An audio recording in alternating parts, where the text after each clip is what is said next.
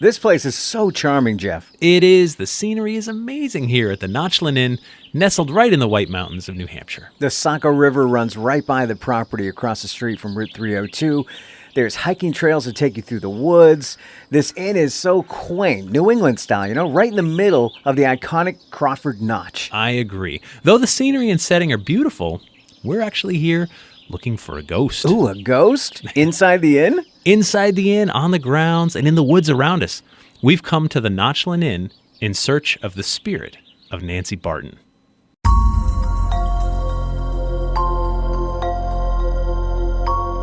I'm Jeff Belanger, and welcome to episode 191 of the New England Legends podcast. If you give us about 10 minutes, we'll give you something strange to talk about today. And I'm Ray Auger. The Notchland Inn is in the White Mountains of New Hampshire. It's the next stop on our mission to chronicle every legend in New England, one story at a time. Thanks for riding along with us. Please be sure to subscribe to our podcast because, well, it's free, and we don't want you to miss a thing. No. We also love it when you post a review and tell a friend or two about our show and the community.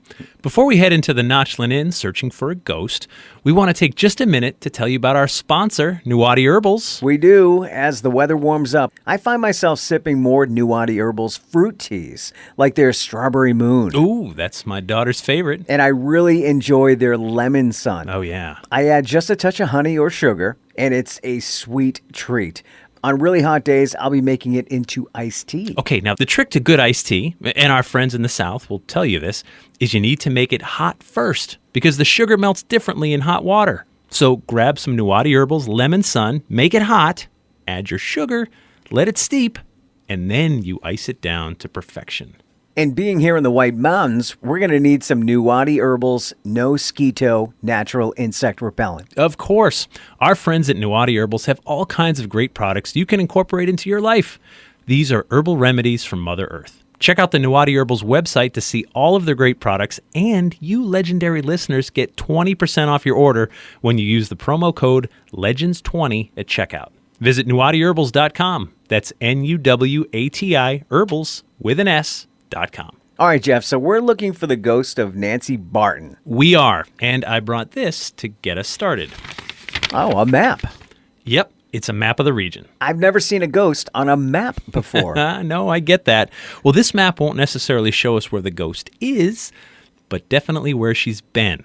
Look at the name of this brook, just a tiny bit south of the inn. All right, it's called Nancy Brook. And if you follow the stream up from the hill where it empties into the Saco River. Nancy's Falls. Right. So some waterfalls are named after her. And keep following that stream uphill to the west. Okay, well, that's Nancy Pond. Which is just south of the summit of Mount Nancy. And nearby the brook is also Nancy's Rock. It's safe to say that Nancy Barton left a mark with more than just her ghost.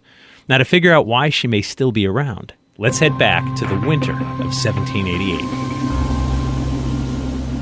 It's the winter of 1788, and life here in the White Mountains is rugged. The going isn't easy, especially in winter. You gotta be tough to make it in the White Mountains. Tough like Colonel Whipple of nearby Jefferson, New Hampshire. Colonel Whipple owns a boarding house for men who work for him. To run a boarding house in a place like this, you also have to be pretty tough. And this is where we meet Nancy Barton. And Nancy was born and raised in Portsmouth, New Hampshire, but came to Jefferson at age 16 to work for Colonel Whipple. She's only the second white woman to pass through the Notch.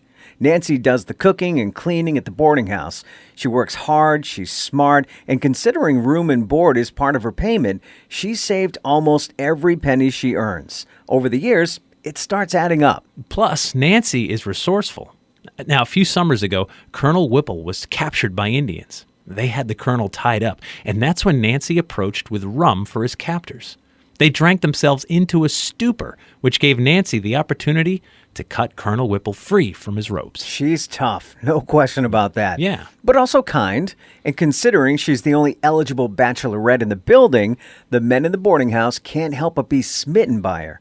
Different men have tried to win her affection, but most of them received nothing more than a polite smile. But there is one man who came here recently, Jim Swindell. Jim is just charming enough. He's attractive enough, and pretty soon, Nancy Barton finds herself smitten too. The two talk about life in the White Mountains, about where they're from, and very quickly, The talk turns to marriage. The only problem is, Jim says he doesn't have much money saved up to start their lives together. Yeah, but that's okay. Nancy explains how she's saved every penny for years. She's built up her own dowry. It's enough to give them a good start. And as a token of her faith in this wonderful man, she hands over all of her money so Jim can keep it safe until they get to Portsmouth. It's agreed. The two will make their way to Portsmouth to get married and start a new life together. They'll leave with the next party heading that way in just a few days. Now, meanwhile, Colonel Whipple is fretting over losing Nancy. She's a great cook. He figures no one will ever work as hard as she does. How could he possibly replace her? So, when Jim Swindell whispers in the Colonel's ear, he nods. And that's when the Colonel sends Nancy Barton on an errand to Lancaster, the next town north of Jefferson. Nancy hears enough whispering going on at the boarding house to suspect something is up. There's an unsettled feeling when she leaves for Lancaster. One of those feelings that just keeps gnawing away at you. So she quickens her pace. Besides, it's winter. The brisk walk warms her up. Plus, she's eager to get back as soon as possible.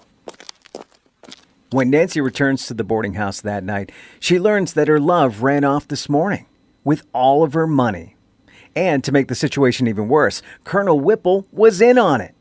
He figured if she's broke and alone, she'll have to stay. Nancy is beyond furious. She ties up some of her clothing into a bundle and takes off into the night to track down this thief. It's cold. A light snow is starting to fall, but Nancy's blind rage keeps her warm enough. She knows the mountains and the Notch. She has no doubt Jim will follow the Saco River south, and pretty soon, she picks up his trail in the snow. Nancy Barton walks all night until she reaches a camp by a stream that spills into the Saco. There's a campfire that's been recently extinguished. Nancy is exhausted, but now she has another problem. Winter snow is starting to fall heavy. It's sticking to her layers of clothes and turning to ice, weighing her down. Now desperate, she looks around for any signs of twigs and branches she can use to start a fire. But it would seem that the man she loved, and who she thought loved her, and who stole all of her money, also took any nearby burnable fuel. With only her anger to push her forward, she follows the snowy footprints southward, stumbling only a few feet until she reaches the bank of the brook, where she collapses to the ground. The snow continues to fall as the life fades out from young Nancy Barton. A few hours later, a search party locates Nancy's frozen corpse. Broken-hearted, they bury her body by the brook. And that brings us back to today. They say after he found out what happened to Nancy, Jim Swindell lost his sanity and died some horrible death. Though her life ended in 1778, her afterlife was just getting started. The brook, the mountain, the falls, the pond, and the nearby hilltop were all named in Nancy's honor. A reminder of a horrible and unnecessary event that took place right here. An event that occurred a literal stone's throw from the Notchland Inn. The Mount Crawford House was built here not long after Nancy Barton perished. The Crawford House was a tavern for over a century, and then the Notchland Inn was built off of the Crawford House in the 1920s. In fact, the old tavern is the current inn's dining room. And given the most prominent story in this immediate area is that of Nancy Barton, this place may have been haunted from the day it was built. Strange happenings have been reported in several of the rooms at the inn. Sometimes it's just the feeling that you're not alone. Some have claimed flowers mysteriously appeared in the room. Then there's reports of an apparition of a woman gliding through.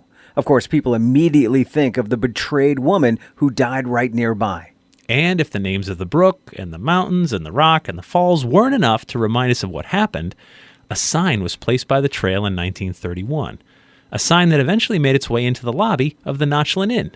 Go ahead and give this a read, Ray. All right. It says, Nancy of Jefferson, New Hampshire, perished here in 1778, following the wild path of the Notch for 30 miles in a vain attempt to overtake her faithless lover.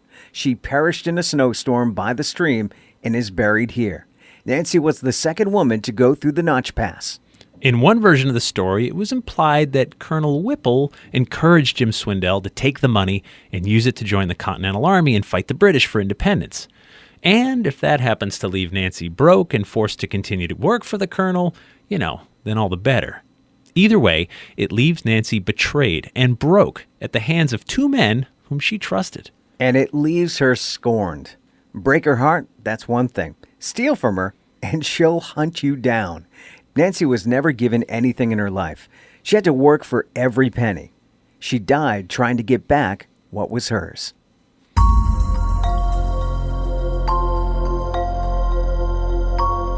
Kind of gives you the willies, doesn't it? I see what you did there. That's the tragic story of the Willie family and the landslide that took their lives that happened just 6 miles up Route 302. We covered that story back in episode number 40, if you want to check that out. Please consider joining our legendary community of Patreon patrons. These folks kick in just $3 per month to get early access to new episodes, plus bonus episodes and content that no one else gets to hear. If you can help, please go to patreon.com/New England Legends to sign up. Be sure to join our New England Legends Facebook group, follow us on social media, download our free New England Legends app for your smartphone, and reach out to us anytime through our website. We love hearing from you guys. Also, be sure to check out my new book, The Call of Kilimanjaro, Finding Hope Above the Clouds. You can get it wherever books are sold. We'd like to thank our sponsor, Nuwadi Herbals, and our theme music is by John Judd. Until next time, remember, the bazaar is closer than you think.